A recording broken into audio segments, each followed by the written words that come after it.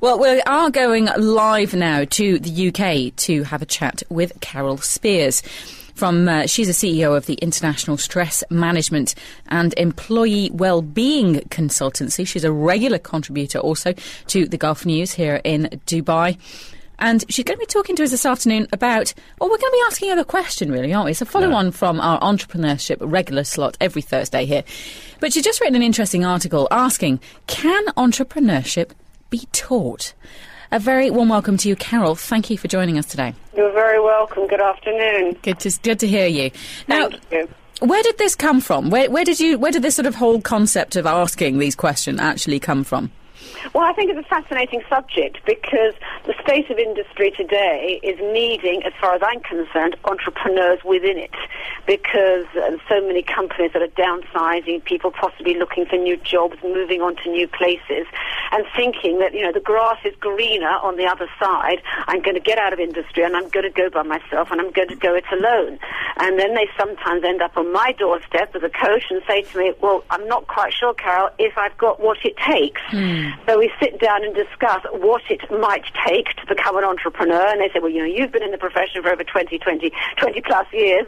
You're an entrepreneur. Have I got what it takes? And I thought, that's a very good idea to write for Gulf News. So hence, that's why I wrote the column. Carlo. Hi, Carole. Hi. How are you doing? I'm very well. Excellent. Now, what you're essentially saying is that the economies of the world, entrepreneurship is a vital resource.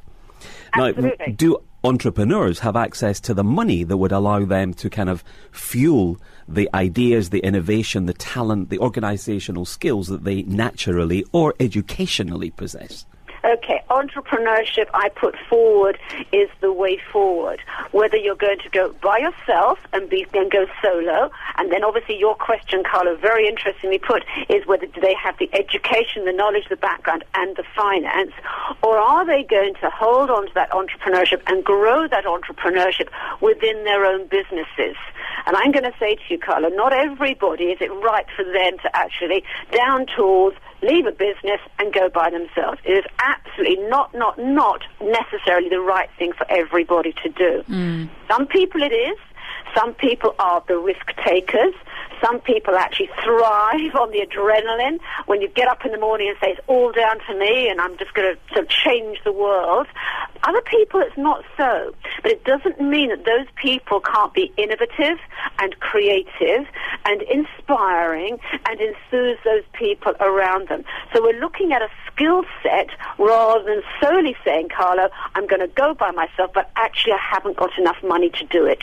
What would you say are some, in that sort of toolbox, if you want to call it that skill set, what would be some of those that you think an entrepreneur should have? Or, in fact, you've found that those entrepreneurs that you've met have had? I think certain things come to mind. Let's start off with, do they have a strong self-belief system?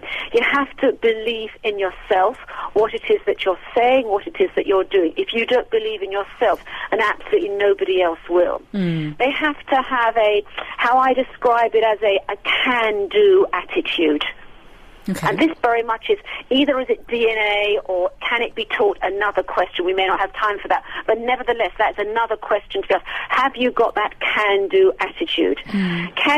Questions to ask yourself, I look at this as the E factor. Can you actually go the extra mile? When the tough gets going, are you going to walk away and leave it, or are you going to rise above it and come to the surface? Are you willing to live and breathe your business? Now, we know people are sort of, tethered to their BlackBerries or their iPods. It doesn't matter, but are you actually going to live and breathe your business is another question. Would that individual, are they going to stay focused and organised? You've really got to be organised. You've got to be focused. And if you lose focus, then you're going to lose your way, and you're not going to raise your head above the parapet. Something else, if you're an entrepreneur and you're going by yourself, are you necessarily going to fire people who perform badly?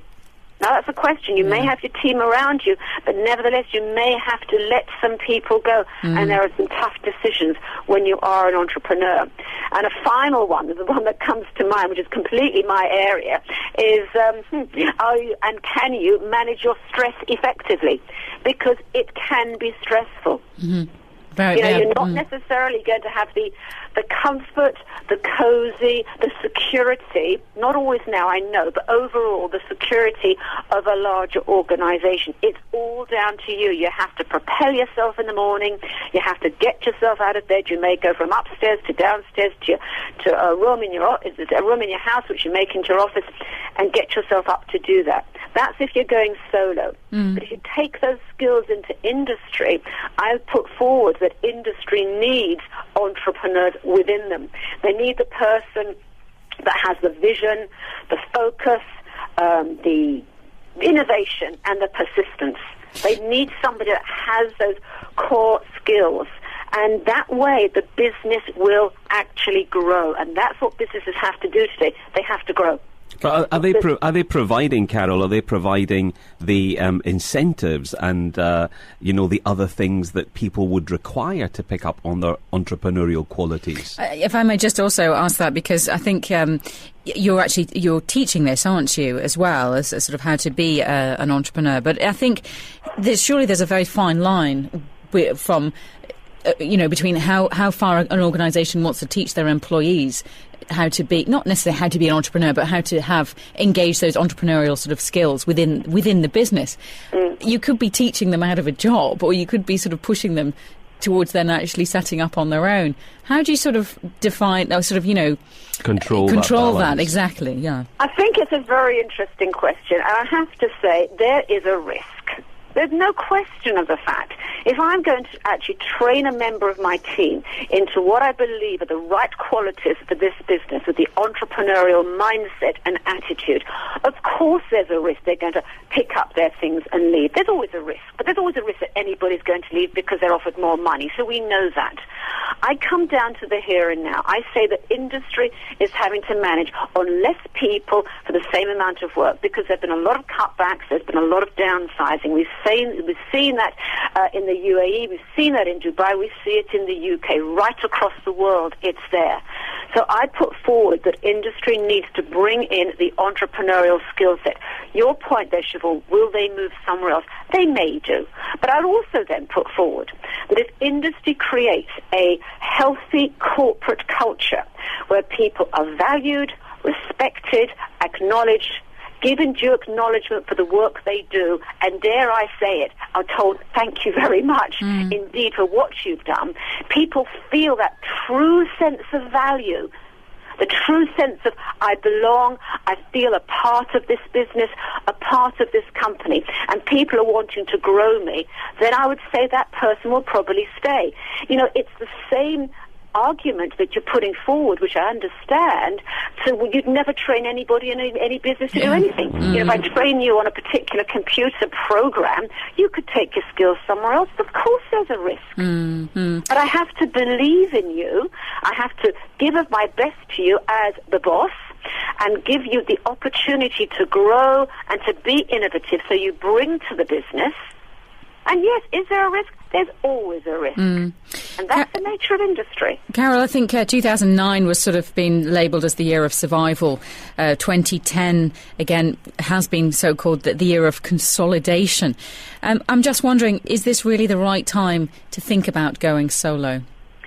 It may or it may not. I'd like to see 2011 the year of innovation. I really would, because I think ideas and creativity is exactly where it is for the next year. Is it the right time to go solo? Do you know, Siobhan, I don't know for the individual. It could be. But let's just say no entrepreneur is not, every entrepreneur or every budding entrepreneur needs to do a feasibility study. Every budding entrepreneur needs to do research in the marketplace.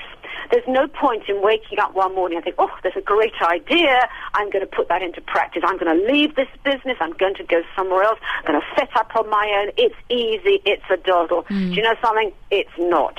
The strategies have to be there in place. You have to do the feasibility, you have to do the research. Because if you don't, you really could end up in a situation where actually you've left the comfort and the security of the corporate sector. You've gone by yourself. Your family have supported you because you have this wonderful vision. Vision's okay. Vision's fantastic. Passion's wonderful. However, you have to have strategy to be able to follow it through, to actually make that dream become a reality. You know, we hear all the phrases, you know, make your dreams become a reality. Great, fantastic, wonderful. However, I'm going to say to you, there is a however. And the however very simply is, what strategies are you going to do and to have in place and implement to ensure that dream really does become a reality? Because at the end of the day, you're going to pay your rent, you're going to pay your mortgage, you've got a family looking at you. There is a responsibility. So you're responsible for yourself. You may well be responsible for others. Carole, some very sound advice there, I think, for all. It's been really wonderful to be joined by you live from the UK. I know that you're actually coming to Dubai, aren't you, later on next month? I am indeed, mid-October, talking about entrepreneurship. So if anybody wants me to speak to them about entrepreneurship, get them to call me. Fantastic. Carole Spiers, it's been a pleasure. Have a great week, a rest of week and weekend. Thank you for joining us. Thank you, Carole. All the best to you. Bye.